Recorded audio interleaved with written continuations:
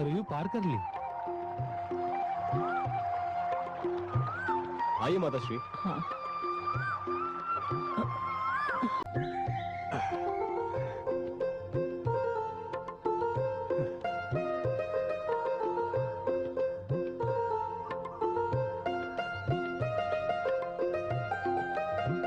चरण स्पर्श करता हूँ माताश्री। जुग जुग जियो बेटा। चरण स्पर्श करता हूँ पिताश्री। चिरंजीवी भव पुत्र। जो तीर्थ यात्रियों पर कृपा करते हैं वह भी तीर्थ के पुण्य के भागी हो जाते हैं। मैं आप लोगों के दर्शन पाकर धन्य हो गया। आपका बहुत बहुत धन्यवाद।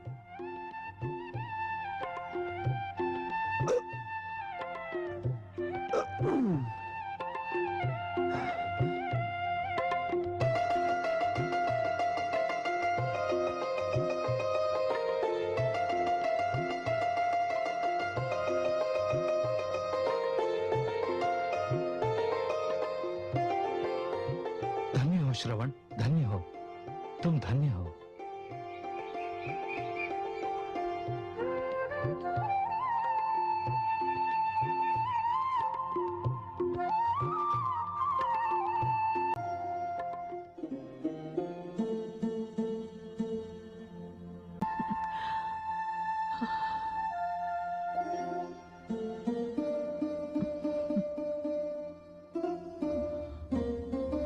आइए बैठ जाइए यहाँ पर।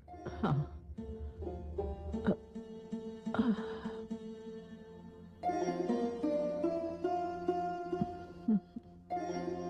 यहाँ पर बैठ जाए, संभल कर।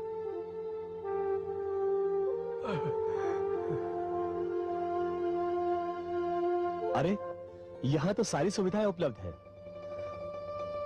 पुत्र, हमारा रोम रोम तुम्हें आशीर्वाद दे रहा है। भगवान हमारे भाग्य में नेत्रों का सुख भी लिखता तो हमको ये आनंद ना मिलता जो तुम जैसा पुत्र पाकर मिला है। ईश्वर तुम्हें दीर्घायु करे। मुझे पूरे संसार का धनकोष मिल भी जाता तो भी वो संतोष नहीं मिल सकता था जो आप दोनों की सेवा करने से मिला है। भगवान आप दोनों को सदा जीवित रखे और मैं इसी प्रकार आप लोगों की सेवा करता रहूं। और तो सारे तीर्थ हो गए पुत्र, बस काशी बाकी रह गया है। शिव की काशी के दर्शन हो जाएं तो हम धन्य हो जाएंगे।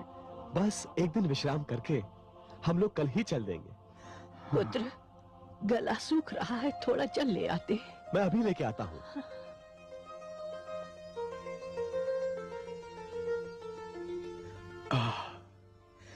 हम कितने भाग्यवान हैं देवी कि हमें श्रवण जैसा अनमोल रत्न मिला है जिसकी चमक से सारा विश्व चमचमा रहा है। मैं सदैव ईश्वर से प्रार्थना करती हूँ कि हमारी आयु भी उसे लगे।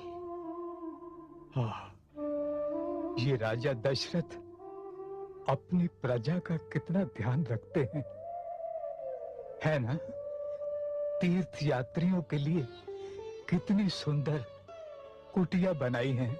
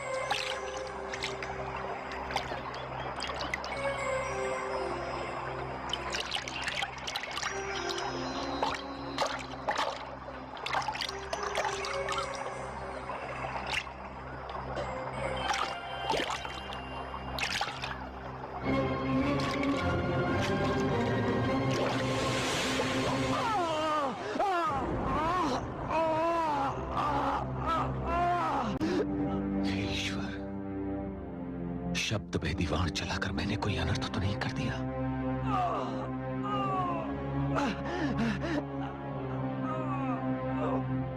हे ईश्वर, अब मेरे माता पिता का क्या होगा?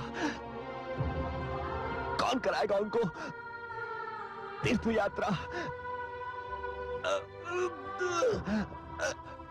मैंने किसी का क्या बिगाड़ा था?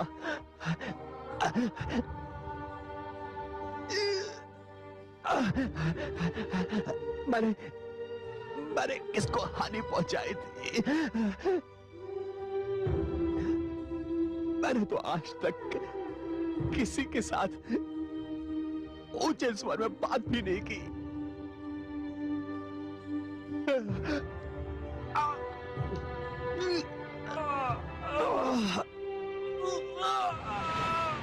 हे भगवान, क्षमा कर दो युवक, क्षमा कर दो। मैंने तो मृग समझकर वाण चलाया था। मुझे क्या पता था कि मेरा वाण मृग को नहीं, एक कोमल हृदय को अपना आखेट बना लेगा। मुझसे अनर्थ हो गया युवक।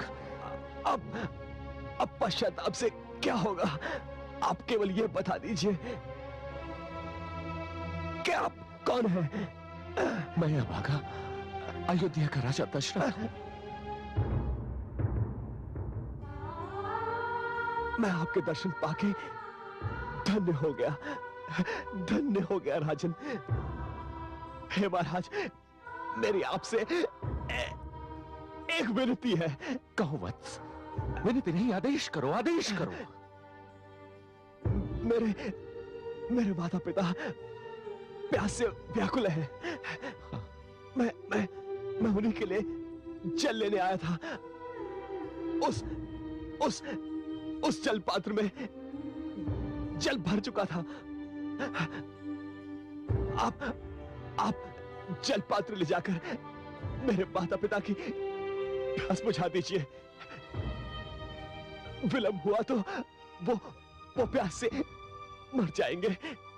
अभी जाता हूं वत्स, अभी जाता हूं। नहीं जानता कि उनका सामना कैसे कर पाऊंगा, किंतु मैं तुम्हें निराश नहीं करूंगा।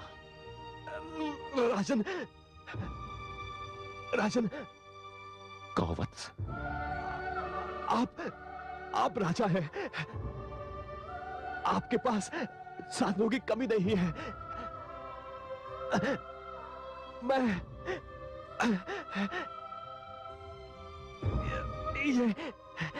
ये मेरे अंतिम क्षण है।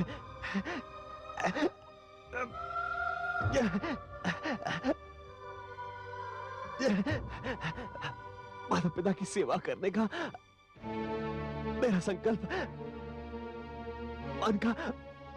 मन में रह गया। एक मरते हुए पुत्र की एक और विनती मान लीजिए। कहो वत्स, कहो। मेरे माता पिता का कोई आश्रय नहीं है। वो भटकते रह जाएंगे। हे राजन, कृपा करके उन्हें आश्रय प्रदान कीजिएगा। अवश्य वत्स। मेरे अतिरिक्त वृद्धावस्था में उन्हें कोई और लाठी भी उपलब्ध नहीं है। हे राजन, उनके जीविकोपार्जन का प्रबंध अवश्य। वत्स, वत्स।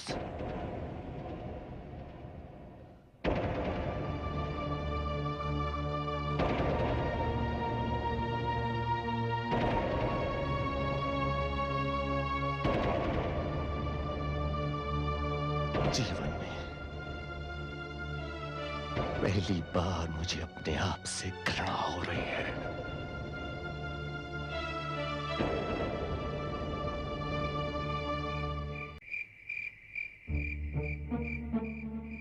ये अशुभ बातें। वन यहां से दूर है, इसीलिए किसी वनचर के आक्रमण का भय नहीं।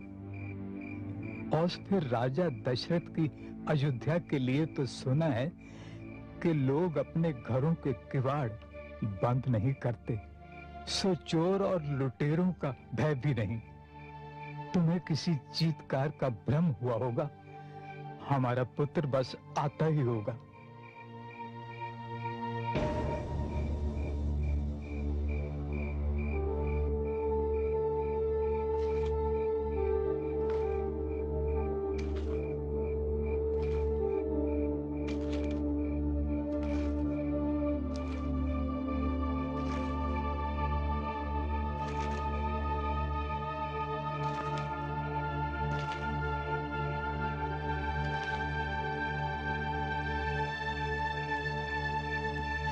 आ गया मेरा पुत्र। कहाँ रह गए थे पुत्र? हम तो व्याकुल हो उठे थे। तुम जानते हो, क्षण भर के लिए भी तुम हमसे दूर हो जाते हो। हम व्याकुल हो जाते हैं। मेरा प्यास से कंठ सूख रहा है, चल लाए हो ना? बोलते क्यों नहीं पुत्र? क्या बात है? पुत्र तुम ठीक तो हो ना? प्रिय श्रवण, तुम जानते हो कि हम नेत्रहीनों के लिए तुम्हारी वाणी ही मार्ग का दिया भी है और लाठी भी। तुम्हारी वाणी सुनकर तो हम मार्ग पर चल पाते हैं। तुम चुप हो जाओगे तो हम दोनों तो भटक कर रह जाएंगे। हम अंधों से क्या भूल हो गई पुत्र, जो हमसे रूठ कर चुप हो गए?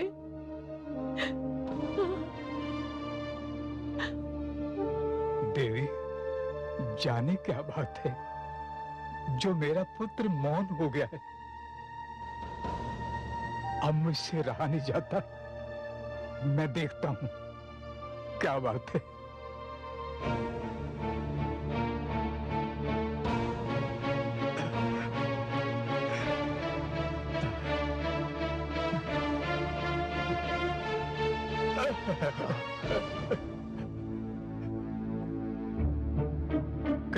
कौन हो तुम? तुम कौन हो? मैं आपका अपराधी। ये कौन है जो स्वयं को अपराधी कह रहा है? देवी, मैं अयोध्या नरेश दशरथ हूँ। राजा दशरथ? राजा दशरथ हमारे अहोभाग्य, किंतु हमारा श्रवण नहीं आया। वो हमारे लिए जाल लेने गया था।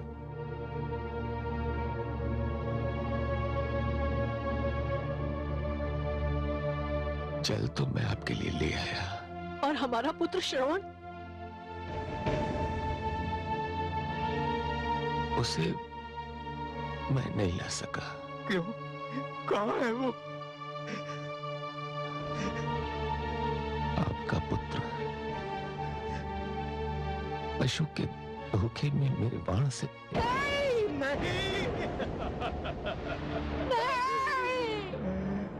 तूने मेरे पुत्र को मार दिया। तुमने मेरे पुत्र को पशु की भांति मार दिया। नहीं देवी, पशु की भांति नहीं, पशु के धोखे में। सरयू तट पर मैंने एक ध्वनि सुनी और बिना सोचे समझे शब्द भेदी वार चला दिया और आपका हाय मेरा श्रवण, हाय मेरा पुत्र, हाय पुत्र, तू हमें भटकने के लिए छोड़कर कहाँ चला गया? हम दोनों नेत्रहीन कैसे जिएंगे? किसके सहारे जिएंगे? किसके सहारे जिएंगे हम दोनों? हाय श्रवण, जब हम जीते थे तू हमें अपने कंधे पर लिए फिरता था। अब हम मर भी जाएंगे तो हमें कंधा देने वाला कोई नहीं मिलेगा। हे ईश्वर, ये क्या हो गया? नेत्र नहीं दिए थे तो कान भी न दिए होते। श्रवण को देख नहीं पाए तो मरने का समाचार भी न सुनते। हम अंधों का संसार उजाड़ कर क्या मिला तुम्हें राजा दशरथ? क्या मिला, क्या मिला? हमने तो सुना था कि तुम बड़े न्यायी हो, बड़े प्रजापालिक हो, फिर तुमने हमारा पुत्र हमसे क्यों छीन लिया?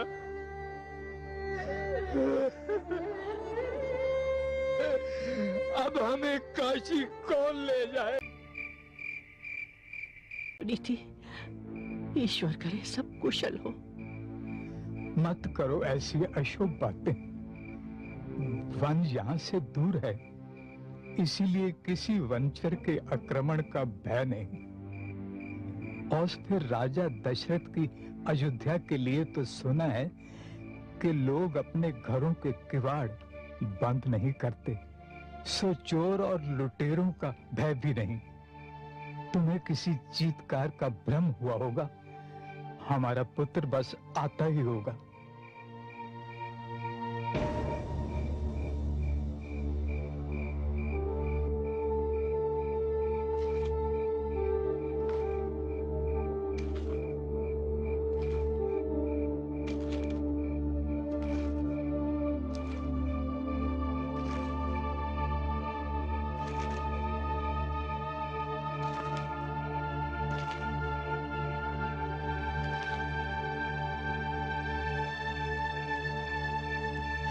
आ गया मेरा पुत्र। कहाँ रह गए थे पुत्र? हम तो व्याकुल हो उठे थे। तुम जानते हो, क्षण भर के लिए भी तुम हमसे दूर हो जाते, हम व्याकुल हो जाते हैं।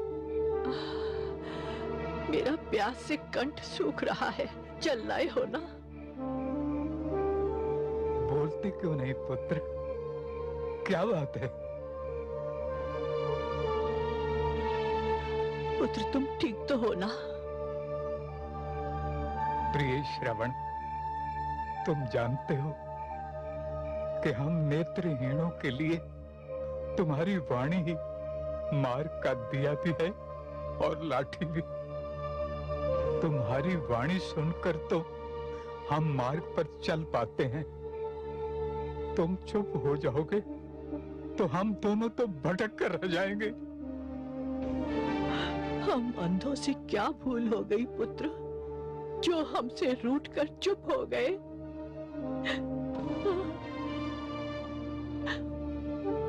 देवी, जाने क्या बात है जो मेरा पुत्र मौन हो गया है।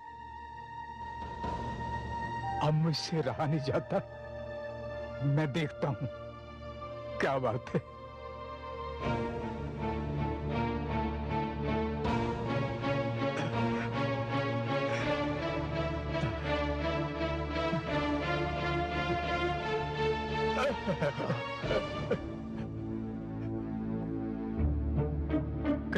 कौन हो तुम? तुम कौन हो? मैं आपका अपराधी। ये कौन है जो स्वयं को अपराधी कह रहा है? देवी, मैं अयोध्या नरेश दशरथ हूँ। राजा दशरथ? राजा दशरथ, हमारे अहोभाग्य। किंतु हमारा श्रवण नहीं आया। वो हमारे लिए जाल लेने गया था।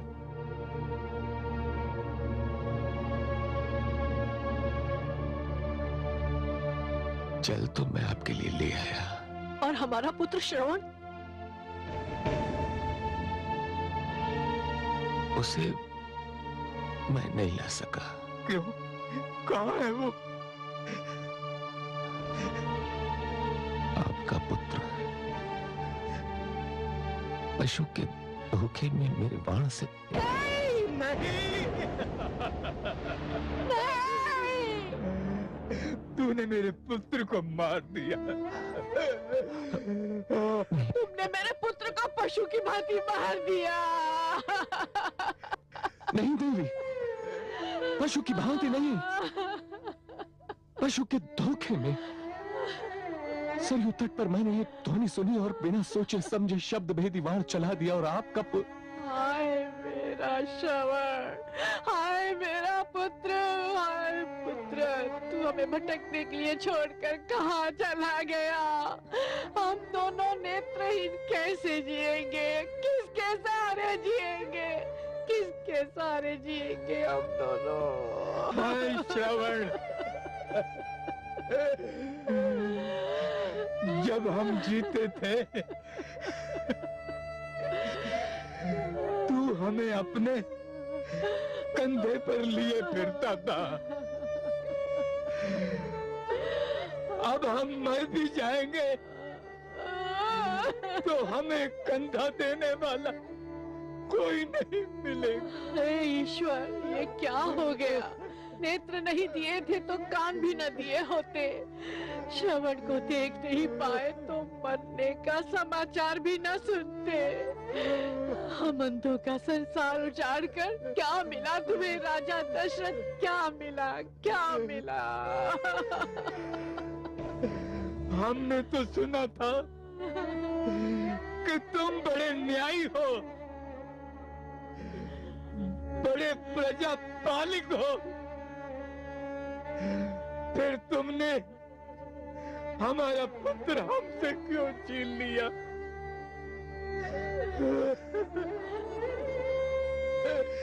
अब हमें काशी जो चाहे दंड दे मुझे। अरे दंड देने से क्या होगा? तुमने तो हमें जीते जी मार दिया। दंड देने से हमारा पुत्र वापस तो नहीं मिल जाएगा ना। दंड तो हम नहीं देंगे, पर श्राप देकर अपना कलेजा अवश्य ठंडा करेंगे। नहीं, हे दशरथ, जिस प्रकार तुमने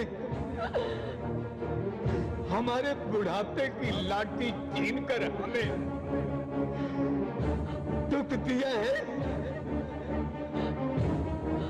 जाओ उसी प्रकार एक दिन तुम भी अपने पुत्र वियोग में तड़पोगे, पुत्र वियोग में तड़पोगे। तुम भी इसी प्रकार पुत्र वियोग में तड़प तड़प कर मरोगे। हमारी बाती तुम्हारा पुत्र भी छिन जाएगा। मेरी बात तो सुनो। अब क्या सुनना है और क्या कहना है? जो नहीं सुनना चाहिए था हमने वो सुन लिया, और जो नहीं कहना चाहिए था हमने वो कह दिया।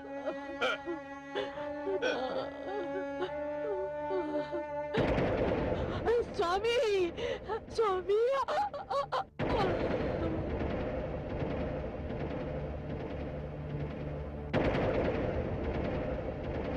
नहीं, नहीं।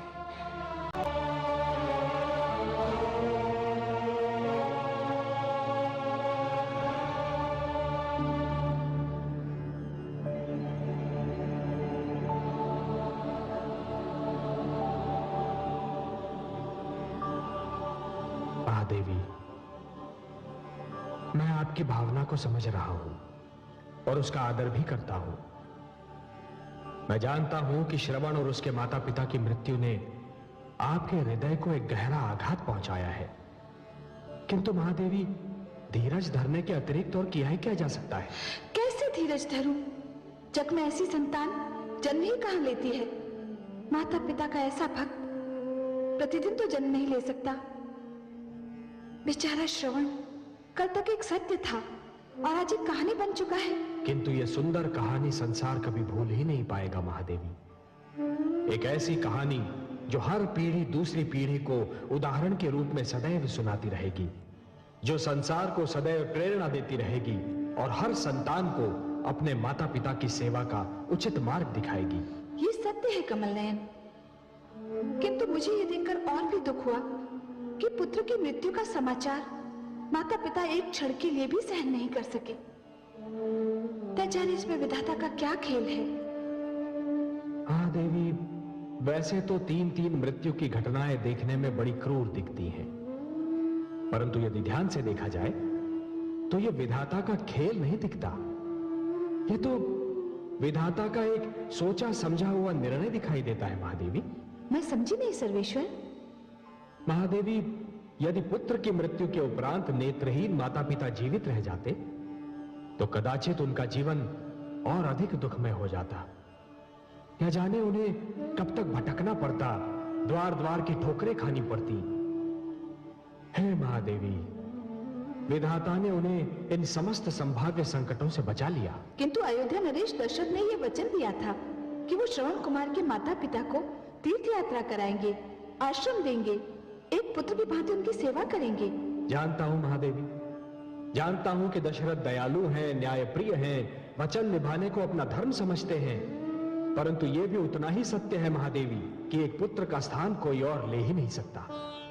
और इसीलिए मैं आपसे कह रहा था महादेवी कि विधाता ने जो भी किया उचित ही किया।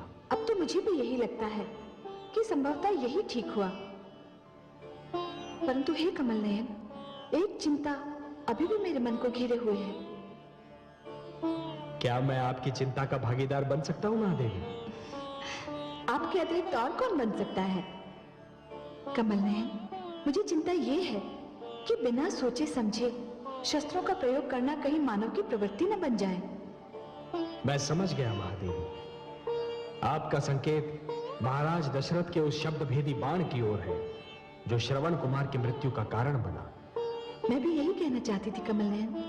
महादेवी, जब तक मानव यह नहीं समझ जाता कि शस्त्रों का सर्वप्रथम कार्य आत्मरक्षा है, दूसरों पर आक्रमण करना नहीं, तब तक ऐसी घटनाएं घटती ही रहेंगी।